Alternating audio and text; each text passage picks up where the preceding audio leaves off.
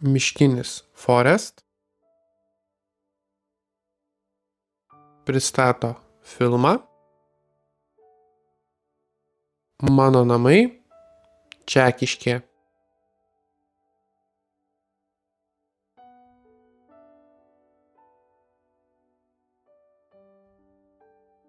Jos seniūnija yra labiausiai nutolusi nuo Kauno rajono savivaldybės centro. Miestelį supa dideli lietuviškos žemės laukai. Juose nuolatos darbuojasi ūkininkų technika, todėl surasti apleistą kampelį čia būtų sunku. Kiekvieno šiuose kraštuose užaugusio žmogaus gražiausiuose prisiminimuose yra vieta, kurią užima Dubysa. Ji jaukiai apsupta miškų, lėtai vinguriuoja netoli miestelio. Smėlėti takai ir keliai atveda į vėsius ir skaidrius jos vandenis. Čia zujanti technika ir vis modernėjantis žemės ūkis tarsi persipina su istorija, neleisdamas jai nugrimsti užmarštin. Nors aplink ir yra išnykusių kaimų, tačiau jie vis dar gyvi prisiminimuose. Vietinių iniciatyva šios vietos įamžintos.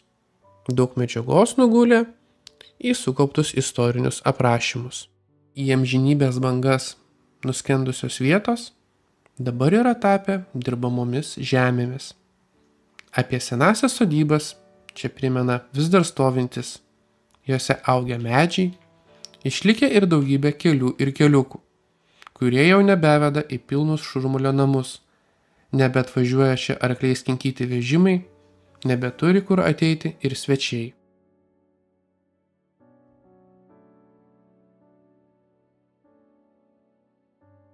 Čekiškės vardas pirmą kartą paminėtas 1600 metais. Tai senas, savo istoriją pasigirti galintis miestelis. Dalis jo yra pripažinta kaip urbanistinis paminklas. Pačiame centre puikuojasi namai, menantis čia gyvenusius žydus. Kadaise čia virė gyvenimas. Iki karo didžiąją gyventojų dalį sudarė būtent žydų tautybės žmonės. Čia kūrėsi arbatinės, parduotuvės ir kita veikla, kuri iki Antrojo pasaulinio karo Čekiškę pavertė tikrų centru. Istorijos verpetai neaplenkė šios vietos. Tai pakeitė Čekiškės veidą. Padėjo jam susiformuoti tokiam, kokį jį matome ir šiandien.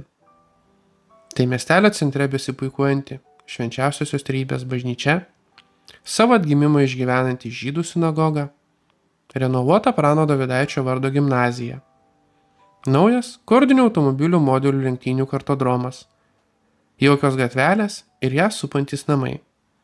Visai netoliese ir Čekiškės kapinės.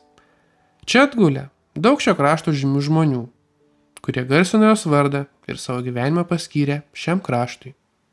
Jis unikalus, įtraukiantis ir sunkiai pamirštamas. Čia karaliauja ramybė.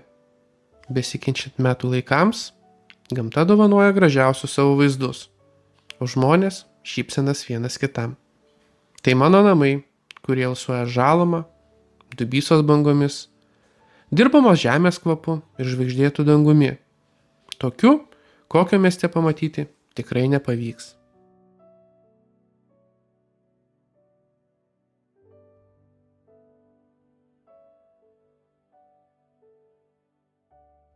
Filmą sukūrė Miškinis Forest.